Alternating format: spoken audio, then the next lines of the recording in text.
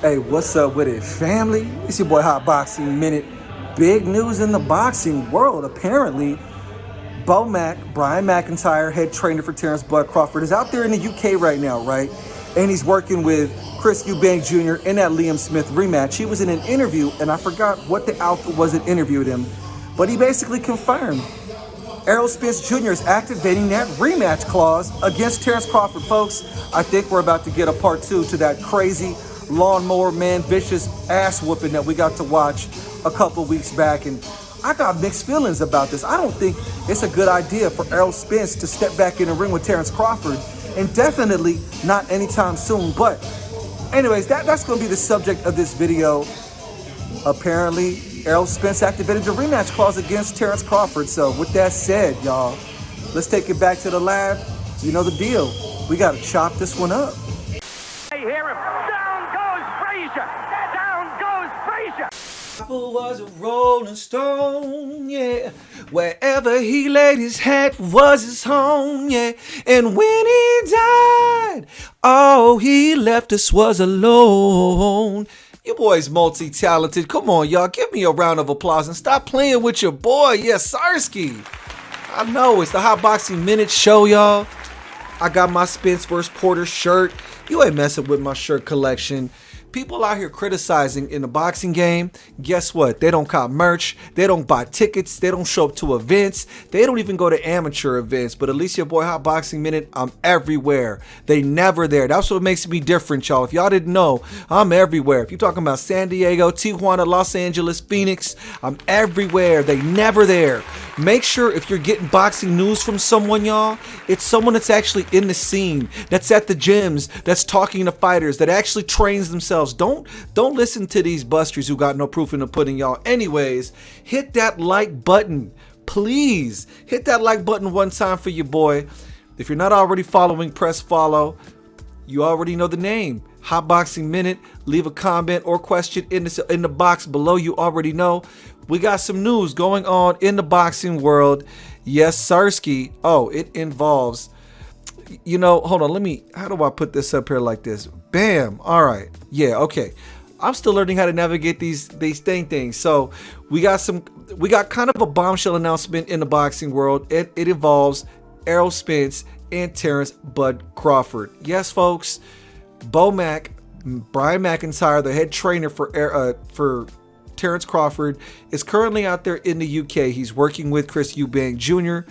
in the build-up to that rematch this weekend with Liam Beefy Smith, and he was interviewed by Pro Boxing TV out there. It's a UK boxing media outfit, and in that interview, he says, yes, folks, we are indeed, actually, he says that Errol Spence activated the rematch. He activated the rematch, folks. Yes, Sirski, he did. Let me see if I can pull up that clip and show you it real quick.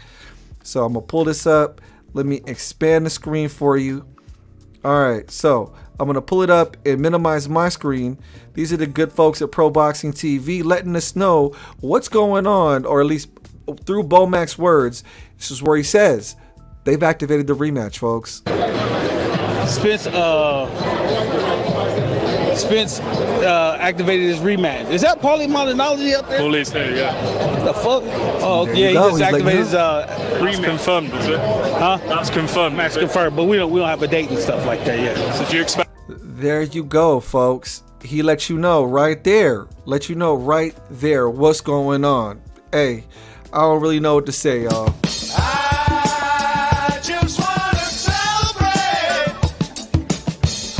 I mean, that's all you can say. I mean, you can either celebrate or you can look at that announcement and say, Man, this is some bullshit. you know, hey, you either like it or you don't. Personally, I don't know if it's the smartest of decisions, y'all. I don't know if Errol Spence should run it back with Terrence Bud Crawford. A lot of the Errol Spence fans, the Errol Spence fanboys, those Texas Dallas Cowboy fans, you already know the type, y'all. They're mindless about it. They're actually okay with Errol Spence stepping back in the ring with that man, Terrence Crawford, as opposed to thinking with their conscious mind and having some compassion and mercy on that man. They're thinking egotistically in effeminate fanboy mentality. They think that snowball chance in hell that Errol Spence could get that back in blood is enough to justify sticking that man Errol back out there in a ring with Terrence Crawford. Why? Because they don't have to step inside the ring with Terrence Crawford. Errol does. So they're hoping with that small chance. You ever seen somebody try to find a needle in a haystack? That's the chances. Just to maybe get back at all the people that are trolling them back for all the years that they were talking that nonsense online. All those years they played Terrence Crawford to the left. For all those years they said Terrence Crawford wasn't fighting anybody. Then he put the beats on their guy Errol Spence, and now those are the most vocal group of people who saying, yeah, let's run it back again. Of course, Terrence Crawford fans and most common sense boxing fans are like, what? Why do we need to do that? There is absolutely no reason. Folks, there's absolutely no reason for Terrence Crawford and Errol Spence to run it back again. When there is that one-sided, a passionate ass whipping where you get your shoes, jacket, and hat taken, there is no reason to run it back. Are you not entertained? Are you not entertained?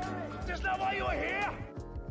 Look, you guys, I promise you, there has never been one historical example.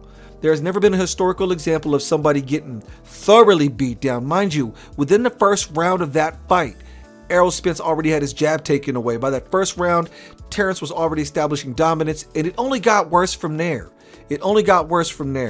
And just in case you lost sight of what was going on here, let's load this up so y'all can see what I saw when I was watching that fight. Hold on, let's turn down the volume.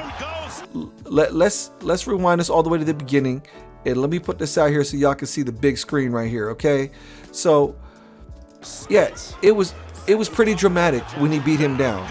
I don't see any reason for a rematch here. This isn't like when Hasim Rahman got that accidental knockout of Lennox Lewis, or when Lennox Lewis lost to Oliver McCall. Well, maybe the Oliver McCall might be a similar situation slightly, but it wasn't a dominant, one-sided, vicious beating like this. Not even the Anthony Joshua fight against Andy Ruiz was the same, because at least Anthony Joshua was competitive in that fight against Andy Ruiz. There is no historical precedence, y'all. There is no historical precedence for a fighter getting dramatically beat down the way Errol Spence was beat down. There just isn't. And to have a rematch for it, it's preposterous. They haven't established the weight division yet. They're thinking maybe it'll be at 154. And I don't really care what the weight division is. I don't like that shit. Don't let these weirdo bedeardo Errol Spence fanboys. Mind you, when I clown the fanboys, I'm not making fun of Errol Spence. Your boy Hot Boxing Minute got love for all the fighters that step into the ring. It takes courage, guts, hearts, and determination to do that for such a ruthless, unforgiving boxing audience. So I give my hats off to every fighter that steps in that ring. But there's no value in this fight. They need to spare that man his brain. He needs a future. There's too many examples in boxing history of fighters who walked away in a messed up state. For God's sakes, we lost Muhammad Ali to Parkinson's disease because he was standing up against the ropes, getting beat down for years and years and years. Wilfred Benitez El Radar is a vegetable needing round-the-clock care. And there's countless other examples. What was his name? Jerry Corey, the Bellflower Bomber. He ended up a vegetable at the very end too and needed around-the-clock care. It's not what you want to see, and it's not the fate you want for a guy like Errol Spence. Let that man live, and I guess he wants the money, but I know there's an issue of pride for him, but I would think his management team would at the very least say, hey, the fight's not even worth the same amount of money. It's not worth the same amount of money to go back in there. Maybe at this point, it's the biggest money fight Errol Spence can get at this point in his career. Then go for it. I wouldn't advocate for it. And I really wish Errol Spence management or his people that work with him say, yo, my guy, listen up, family. Your fine motor skills, your speaking skills, you want to see your kids grow up to be happy and healthy, while you yourself have the physical and mental capabilities to be there to see them become adults and all that good stuff.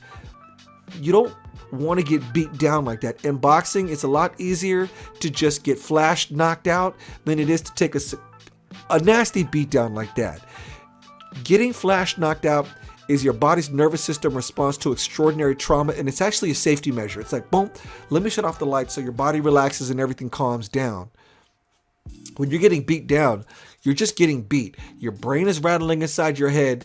You're getting nervous damage inside the brain and all your connective tissues in there, not to mention the stuff going on with your face, and it does long-term damage. I promise you, even after that, just that first fight alone, Errol Spence is going to have some long-term effects.